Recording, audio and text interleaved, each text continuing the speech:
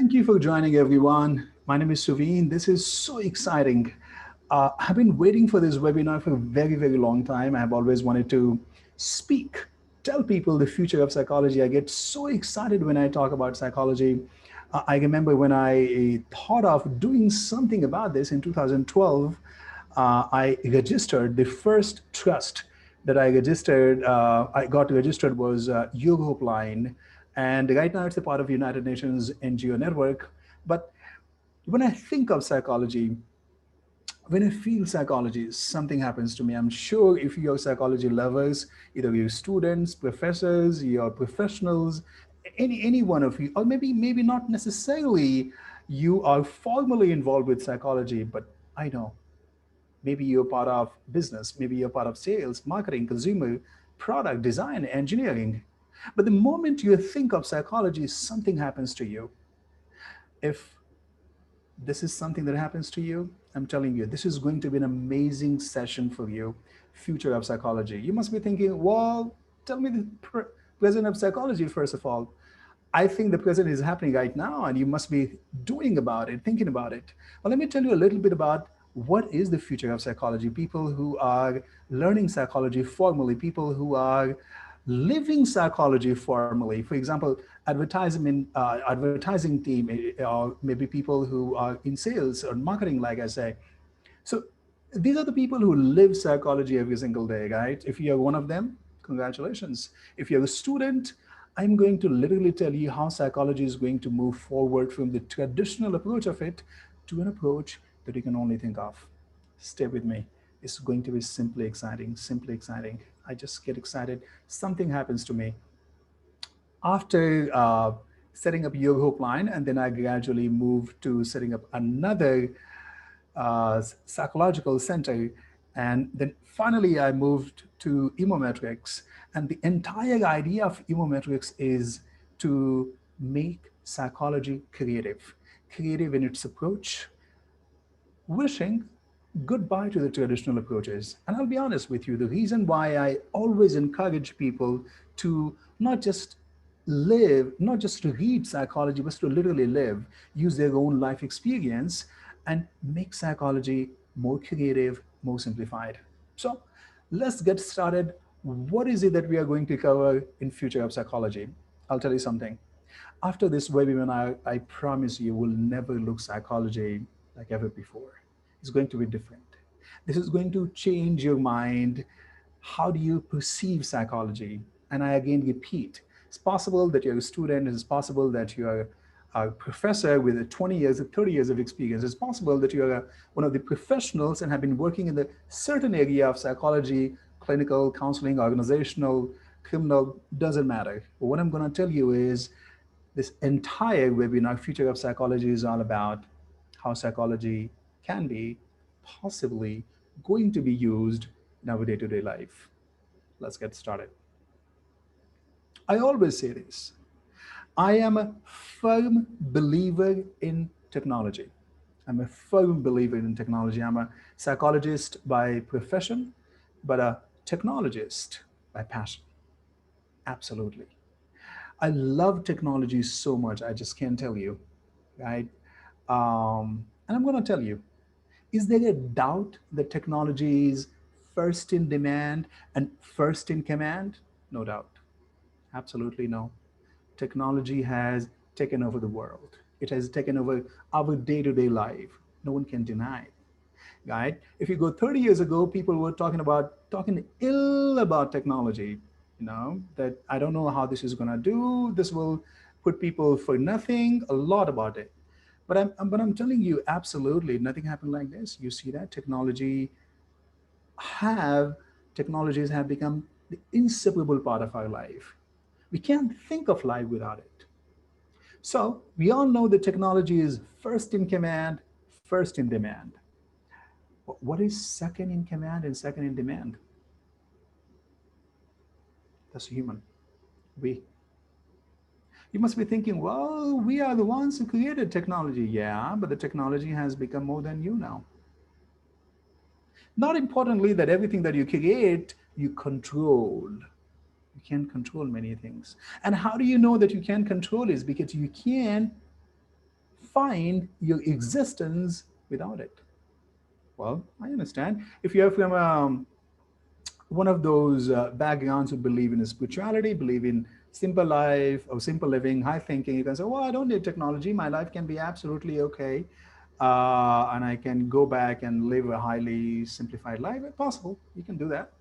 But how the majority of us are living, technology is in our day-to-day life. It's inseparable part of life. So technology is first in command and first in demand. But psychology is a second in command and second in demand. And in no time, and I promise you, since this webinar is about future of psychology, I promise you in no time, psychology would not only be, and I'm not overestimating it, I'm just telling you, psychology in no time will start walking parallel of technology. Yes. I'm not claiming and saying that psychology will overtake technology or something like this, but I think the existence of psychology and technology, both of these coexist. But so, like I said, either you are learning psychology, living psychology, doesn't matter. Psychology is going to rule. If you are a psychology enthusiast, or maybe if you have been learning, you know that 30 years ago, people would deny even the existence of it.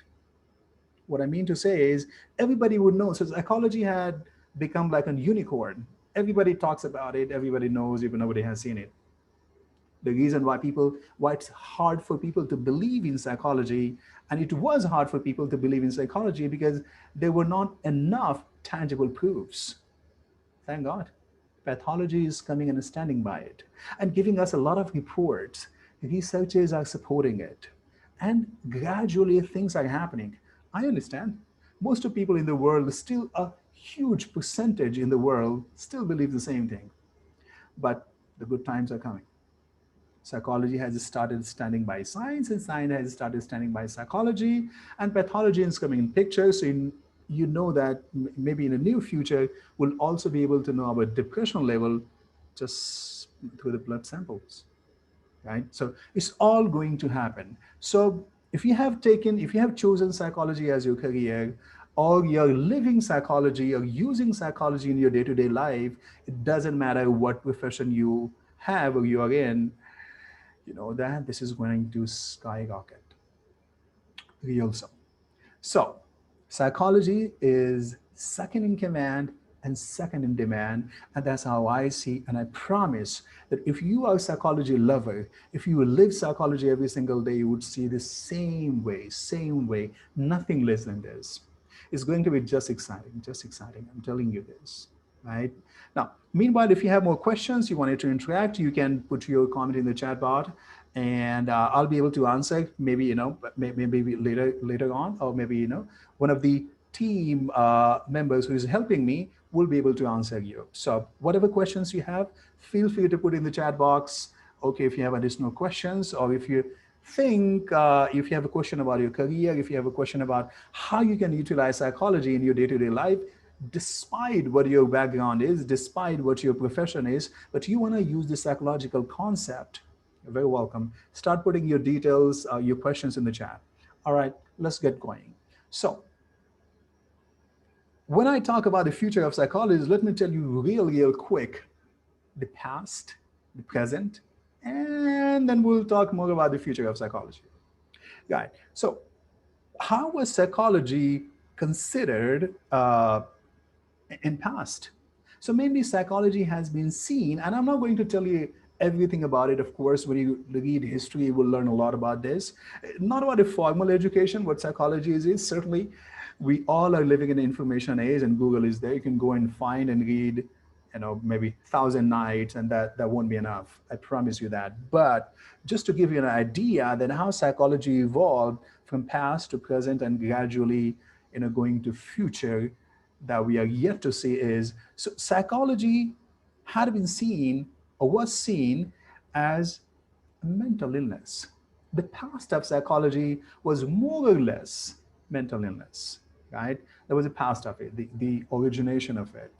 Um, But what is the present of psychology? How people have started seeing psychology? So you know that everybody has started talking about psychology. There's immediate boom in psychology.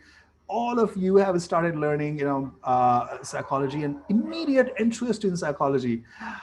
And I can tell you, nothing more excites me listening to this, watching this. This is just amazing. But what is the present of psychology? If you are thinking to build something in psychology, for psychology, I think the one word that I can give you is behavior analysis. Everywhere. The present of psychology is behavior analysis. Either consumer behavior, you talk about people behavior, employee behavior, or you when you go to when you go to family behavior, child behavior, adolescent behavior, it's all about behavior analysis. It's all about behavior analysis, the present, the right now. So people are gradually moving away from mental illness and getting into behavior analysis. It's a softer side of psychology, and everybody has started talking about it. They started submitting thesis, paper, creating scales, different therapies, whatever it is that people are doing. But one word that I can give you, one phrase that I can give you, how psychology is being seen in present: behavior analysis. Literally, behavior analysis, finding pattern, reading behavior, and everything about behavior, right? Data behavior, not necessarily human behavior, not at all limited to human behavior. Now, how do you think, and what is that phrase? You can put it in the comment box if you feel like. What is that phrase you think will be famous? Or what phrase you think will take over the present of psychology? So, past, psychology has been seen around mental illness. Present, psychology is being seen as behavior analysis. But what is it? How do you think the psychology will be seen in future? And the phrase that I have is human modification. Yes, human modification. This is how it's going to be. This is what it's going to be. The future of psychology is going to be modifying human. If I can tell, if I can dare to tell, I must tell you, the days are not far, right? When psychology will be vastly used, ethically used to change human, to modify human. How? I have no idea right now. But this is the future of psychology. Will there be a consequences? Of course. Is there a consequence of technology? Of course. But so this is how the psychology is also going to be used. It's going to be used to modify human. Now, you must be wondering, really, it can be dangerous. Absolutely not. You know CRISPR. CRISPR is gene editing technology, right? It's coming. So you know so much experimentation has been happening around biology, right? Entire healthcare system is working about and working around, biological modifications, and also, but psychology is going to work on human modification. There will be techniques coming in the future. There will be principles that we will learn together, that how you can change, or you can modify human through the power of psychology. That is the future of psychology. That's how it's going to be. The future of psychology is 100% human modification. 100% human modification. Now, let me tell you a little more about that. What areas of psychology will rule, right?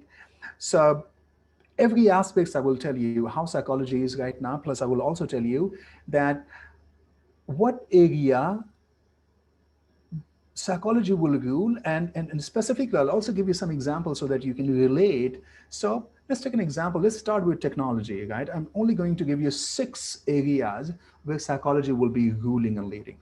First is technology. But what in technology and how in technology? Psychology is going to rule literally in technology to, to take technology on an automation level. So automation is one thing, and this is just one of the examples where psychology will be used the most. How to automate everything. In fact, and I must tell you, people who program, all the programmers, do you think they only understand numbers and binary systems and coding? No, they literally understand human mind, because they are the ones who define your behavior, right? They are the ones who programs that how user will come, what actions you will take, what possible actions you may take. Based on that, they create a recommendation system, and this is how it works. Like I said, if you are the ones who are learning psychology, or the ones who are living psychology, it's all. It's for everyone here. So technology, in technology, psychology will be used a lot, right? So one of the areas of technology, so like I said, psychology is going to work parallelly in technology. And what area specifically? I say automation. You know where technology is going. Everything is going to be automated. Everything is going to be automated. And psychology will play the vast role, because you automated what? You will automate what? So human behavior. And then finally, thinking, feeling, and acting, and how human feels, how he, how he or she thinks and act. This is what you're going to automate. So automation is one of the areas. I'm just telling you, there can be 100 other areas in technology where psychology will be used. Second, the psychology will be heavily used in business, specifically marketing and sales. We're still using it, but we will start using psychology as a principle, psychology as a format, as a product. A lot of products will start coming in psychology that you can immediately implement. Like, for example, right now, Emometrics, we have our dedicated program business psychology, where we train people on sales psychology, where we train people on consumer behavior, where we train people on the design psychology, product psychology, marketing psychology. We all train people on this. And so in business, psychology is going to influence heavily to the business area, specifically sales and marketing. What else? Psychology is going to be heavily used in medical field, especially in patient care and for doctors. So you know that, and I'll tell you, I have been seeing a lot of doctors are getting interested immediately, all of a sudden learning about counseling, psychology, how things work, because they want to get over from biology and learn the people psychology. I think this is an important part of patient care, and I think I personally have seen that a lot of doctors have been joining and learning. Many of them have been saying that they have been asked to learn the patient psychology, that how it works, and so that they have been asked to learn counseling, so that they can make people feel comfortable. Sometimes give that confidence, be empathetic. A lot of other qualities of counseling that they all doctors have been suggested to learn. So that it's going to be, psychology is going to influence heavily to technology, business, healthcare. Then we have been using it. It's not we have not been using it. Psychology will also heavily influence politics. It's already there. You don't know, you may not know, you may not pay attention. And I always say that psychology is everywhere. The only place it's not, where we're not paying attention. So anywhere you're not paying attention, that's the only place you can find psychology. Otherwise, it's everywhere, everywhere. So politics, psychology will be heavily used in politics, right? Especially internal affairs and external affairs. Right? Every single thing, every single thing. Right now, it might be that people use it, but they don't tell it. But there will be a time in future, and I'm telling you, psychology will be openly, widely used in politics. It will be introduced, and I'm sure if you have learned, you know, if you have learned political science on a highest level, you must know that psychology is a part of this, right? It's going to be used openly, widely, and ethically, definitely ethically, that how you can use people psychology. Then where else you think the psychology is going to be used and going to psychology is going to influence is going to be bonding as a second glue, community. So community like NGO, trust, religious community, and the other community, all different kind of community, psychology will be heavily used in future, right? It will act as a glue, right? Cult community, they already use psychology for all wrong reasons. But I must tell you that psychology will be heavily used to develop that glue in community. And the last, I'm saying you, the psychology will also be heavily used in our personal life, in our day-to-day life, family, right? Especially counseling and medicine, right? So it will be used as a second medicine. Psychology will be used in family to repair things, to repair relationship, to repair emotions. Psychology will be heavily used in our family life, in our day-to-day life, personal life, relationship, all sort of relationship that I can name. So 6 areas that I'm telling you psychology is going to rule, right? Technology, business, healthcare, politics, community, and family. Now, if you have, if you think there are more areas of psychology will be heavily used, feel free to put in the comment box, and I would love to answer you and see that what is it that you have to say. All right. Now, let me tell you the future pillar, right? How this psychology, so whatever you're learning in psychology right now, you're living psychology, and whatever is your concept of psychology you have right now, I'm going to tell you that four future pillars of psychology, right? First, the psychology that you see is, for example, counseling, organizational, or clinical, or criminal, seems very, very different and all. Trust you me, I'm going to give you four future pillars, not right now, future pillar of psychology. This is how the psychology is going to work in the future. First one is universal psychology. Universal psychology will be heavily used, right? So, what I mean when I say universal psychology is that people will start, maybe in the great section, in the large section of people will start learning, believing, and practicing universal psychology, not limited to clinical, counseling, organizational, criminal, forensic, not limited to all this, but universal psychology. What this universal psychology is going to be, it's going to be one of the future pillar of psychology where you will learn cross-functional use of psychology. So, a clinical psychologist is learning some important functions of organizational psychology. Organizational psychologists will be learning some important functions of clinical and counseling and forensic and criminal, everything in social psychology. So I see the future of psychology is definitely universal psychology.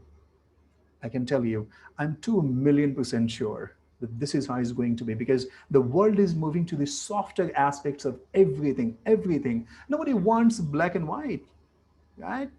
The reason nobody wants black and white because it's not so simple, right? Same person acts a different role. So the future pillar, one of the future pillars of psychology is going to be universal psychology, where what is universal psychology? Cross-functional use of psychology.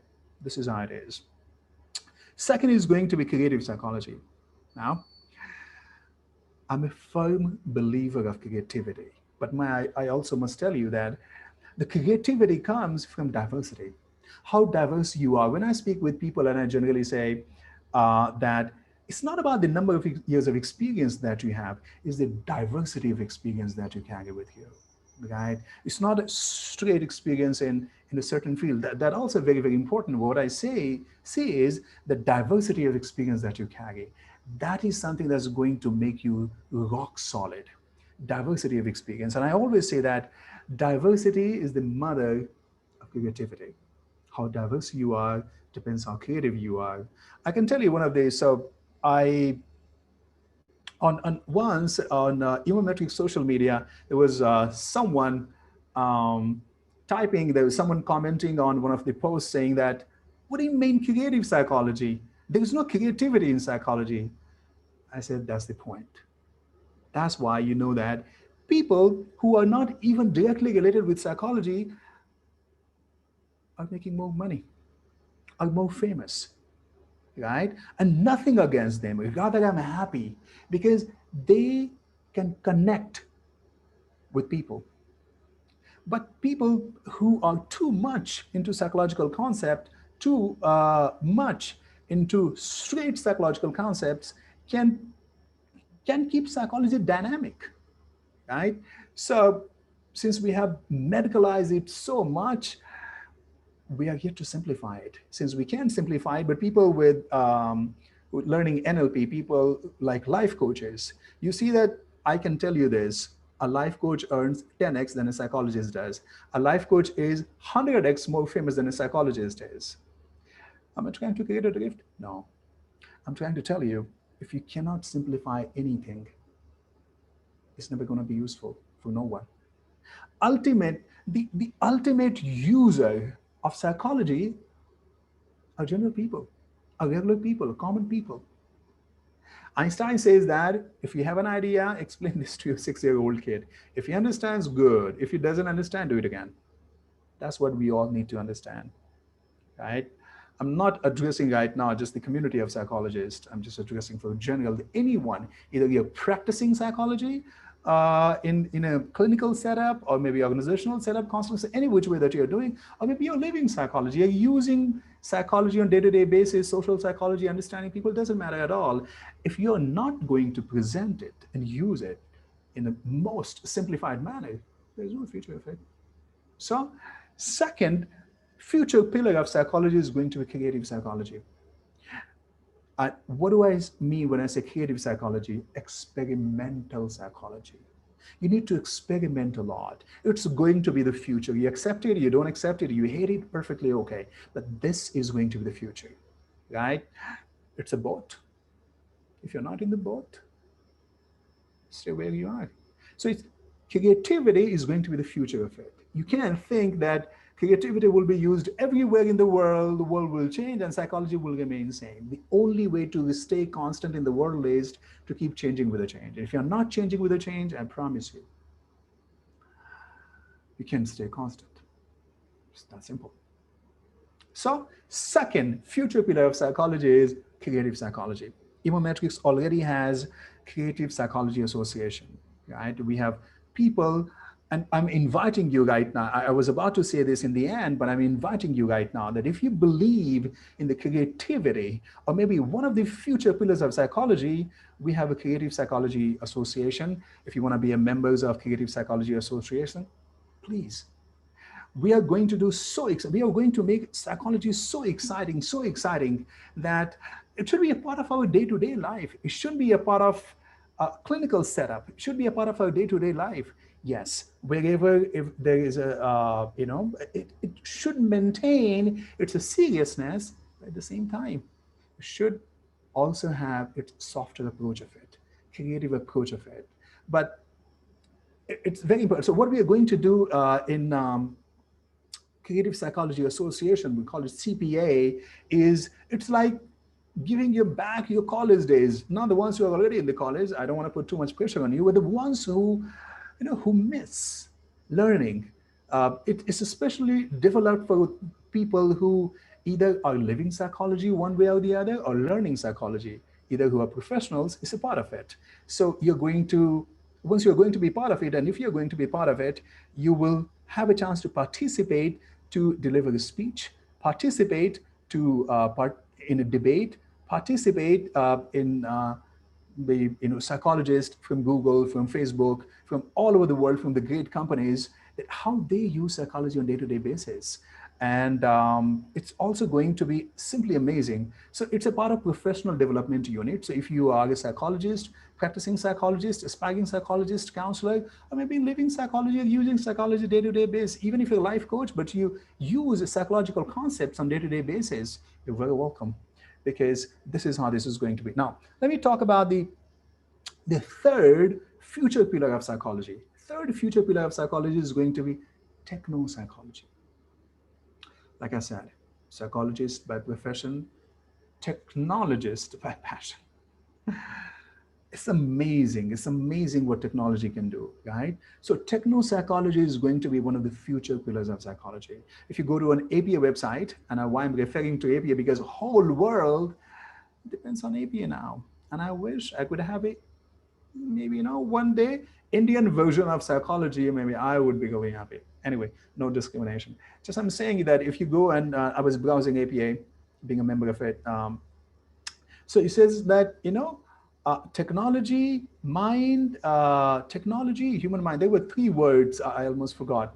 So it was saying this. You see that the techno psychology is going to be one of the future.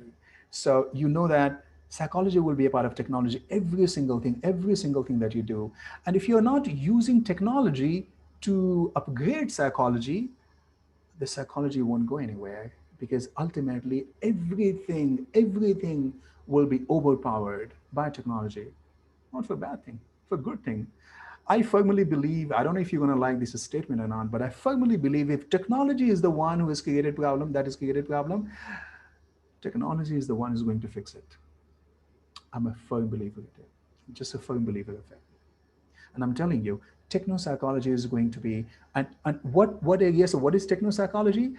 Use of psychology and artificial intelligence, right? So techno-psychology is going to be future, right? So fourth future pillar of psychology is going to be alternative psychology. Yes, not the core psychology, not the clinical side of it, not purely one of the branch of psychology that's been defined, 50 years ago. Alternative psychology will have a huge scope, just like alternative medicines has a huge scope. And I'm telling you, alternative psychology has a huge scope. When I say alternative psychology, can be spiritual intelligence, can be body intelligence, can be all other alternative psychology where the science that is used is purely psychology, it's not medical, it's not clinical in practice. So a lot of alternative psychology will be in use, a lot of. And I'm telling you, most of people will start shifting. Like I said, the entire psychology of people for anything and everything is shifting to a softer side of it. So I'm again going to repeat that future pillar of psychology. If you have any questions, you can put it in the chat box right now, and I would love to answer this, or maybe one of the team members or fellow psychologists who are helping me right now here, they will do that. So future pillar of psychology is going to be universal psychology. That's a cross-functional use of psychology, creative psychology, experimental use of psychology, techno-psychology, use, artificial intelligence, and alternative psychology, spiritual intelligence, body intelligence, etc. This is how it's going to be. Um, I'm also going to tell you that what are the roadblocks that may stop or are stopping, you know, uh, right now for the psychology professionals or any professional using psychological concept. I have four. I have five right now for you. I'm sure you have more. And if you find you have more, so you may start typing in the chat box that what do you think is the roadblock of the future of psychology? And I'm going to tell you the first is traditional methods and styles, obviously. Traditional methods and styles. We are so much obsessed with what we learn, with what we practice. I was speaking with, interviewing a few psychologists recently. I was while hiring them, they were given an example that in most of their textbooks, the examples are very, very layman. That what is the difference between, for example, we were speaking about mental health examination, and we were learning that most of the examples that we are given in a book is a difference between table and difference between chair. And she was saying that for any intellectual, it's going to be stupid. People are not going to really, be not going to like it, or maybe not going to be fascinated by the examples that we have because it's a part of the book. So you might start thinking through that how this is going to work. So the first roadblock that I find is that's traditional methods. The traditional methods and style is a huge roadblock of future of psychology. Second is going to be confusing, right? If you think that approaches. So current psychology practices is very, very confusing, and I think Google can confirm it. Because when you want to do a research, you see that the people have started, because it's information available for people, by people, that everybody has started putting anything that they feel like. There's no stopping, and everybody heavily relies on Google, and they start trying to make a sense out of the information put there, right? And so the current roadblock, or one of the major roadblocks for future of psychology, is the approaches and therapies. Very, very confusing, very confusing. We recently did a webinar on 8 therapies in 3 simple steps. The idea was not to squeeze therapy in 3 simple steps and to make a fun of it. The idea was it that so that you can understand the difference. And I still have a feedback, the video feedback from the learners saying that, God, I wish I could have it before, while I was in college. At least I would know the clear difference, because when you get into the detail, so much detail, you get lost, you lose the track. You don't know where you started, why you started this topic. So the idea is to simplify the concepts. It's very, very confusing. You will see that people have created blogs differently. They have picked something from here, something from there. They started calling this different names. A therapy is calling as a practice. Approaches are like a principles. Everything is all mixed bag of it, right? I'm sure you must be able to relate it. If you can relate it, if you have something like this, put your comment in the chat box, and I'm telling you, this is what it is. This is what it is. The third roadblock is technical. Professionals being so technical, so technical. It reminds me one of the examples that I usually say and share during the sessions and webinars and speech and talks is my English teacher. Every time I would ask her the meaning of a word, she would give another word that I wouldn't know the meaning of. Same thing, same thing the professionals do. They use a lot of jargon, so much jargons and predefined, one word substitution. People just can't understand it. Right? It becomes super important for you to connect it, to highly simplify it, or at least to offer in very layman terms, as layman as possible. For example, how would you explain someone who is not educated at all, maybe illiterate, the letter A? Yeah, it's with the 3 sticks. Stick 1, stick 2, stick 3. It's called A. To that level of simplification is required. The fourth, one of the roadblocks of future of psychology is clinical. It's seriousness of it, right? So clinical and presentations, you will see that the people have started, the seriousness of clinical and presentation is so much there that, and I sometimes find, when we do career session of, psychology students, we always say the most of these students, we had a survey from them that why are you so fascinated with clinical psychology and not anything else? And the answer is very fascinating. The answer is not that I'll be learning, the clinical aspects of it. The answer was because, I want to be, I could be a doctor and I want to be a doctor, but when I do learn clinical psychology, I can be, I can have my own clinic. The idea of clinical psychology is so much. And I always say people that somewhere I find the future of this clinical psychology being stuck between a lot of alternative psychological practices. And you don't have to feel bad about it, because this is going to be a future of psychology, alternative psychology, like giving an example of it. So people feel stuck.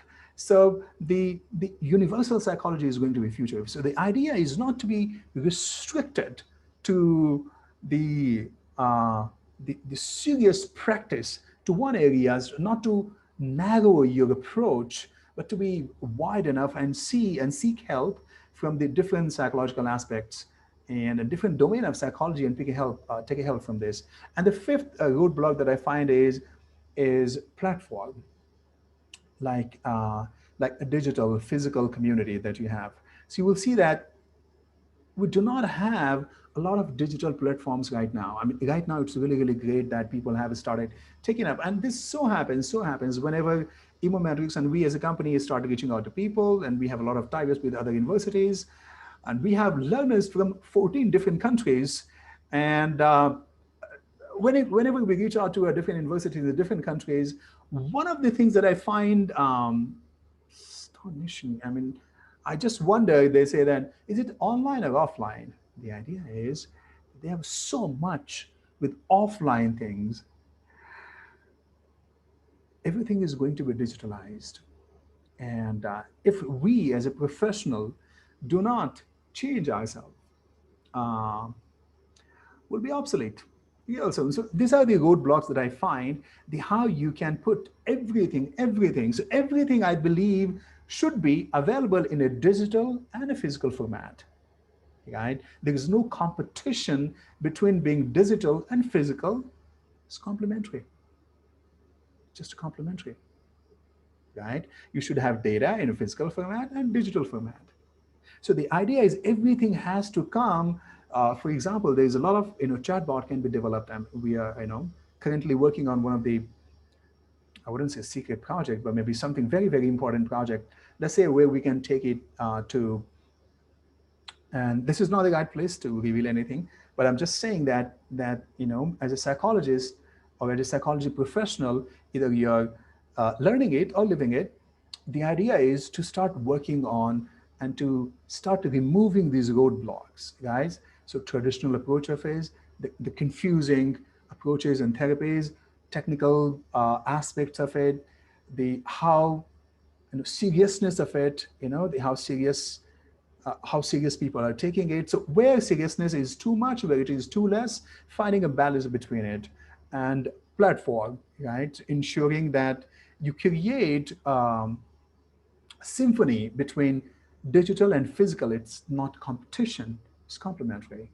And now I'm going to talk about, and if you have any other question, please put your question in the format in your chat box. So I'm going to tell about this psychology way forward. What is the way forward? So we learned, okay, this is the roadblock, but what is the way forward? And we have discussed in the detail, and I'm not going to really give you a lot. I'm sure you got the idea now that what is the future of psychology, how the psychology is going to be, how should I prepare myself? And I'm going to tell you this. First one is creativity. I am a big supporter of creativity. That the creativity that every approach has to be creative in psychology. So whatever you're doing, and I will again repeat that you can be a part of our CPA, Creative Psychology Association, and I promise you, it's very, very less. We are ensuring that first 1,000 people, come to a really cheap price, really cheap price, and so that you just become a part of it, be a part of the revolution that we are trying to create. And I always tell you, knowing a change is one thing, witnessing a change is other thing, but being a part of the change is a different altogether. I'm not saying that we are the only one who are changing. I'm saying anyone who is making psychology creative, be a part of that. We'll be honored if you be a part of us too. Discussion. So, what is the way forward? First is creativity. Second is discussion. People should discuss. That's why in the CPA2, we have this discussion. We have a group discussion platform that we do. And the CPA is all about, it's like giving back your college days. If you miss your college days, so it's an evening class, it's the evening session, it's the evening platform. It's not in day. So either you're working professional, you're doing something else, you're students, it actually starts after 8 p.m. So 8 to 11 is the timing that we have of CPA. Whatever activities it happen twice in a month right now. And for entire 1 year membership you can take, and this is what it is. It's like giving your college days back.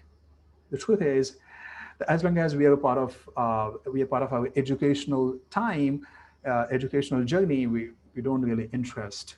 It doesn't interest us much. But the moment we get into our day-to-day life, we start missing our college days. We start missing, we start understanding the gravity of it, the importance of learning, how important it is. So Emometrics is trying to give you back your college days being a part of CPA's, Creative Psychology Association. This is simply going to be amazing. It's only going to get better. And for first 1,000 people that we have, we already have a lot of enrollment right now, but I'll be looking forward to you. That discussion, debate, debate is going to be way forward. That there's a lot of aspects. If you as a professional won't speak, who else? And even if they do, who's listening? Idea is this. So whatever conflict that you find, it can be either about this. So a lot of people, it so happens that people immediately start talking about that we don't deserve this, we need this as a psychologist, this is minimum what we deserve. Absolutely, absolutely. But who is going to create the opportunity if not you? Who is going to speak up for it if not you? Just saying that this is what I want and not creating the opportunity, well, I'm not sure this is going to happen. So the idea is, if you don't create an opportunity, you will never have the opportunity. It's not that someone third party will come and create an opportunity.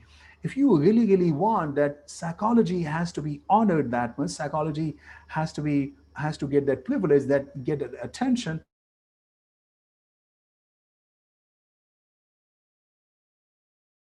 Factors can definitely work.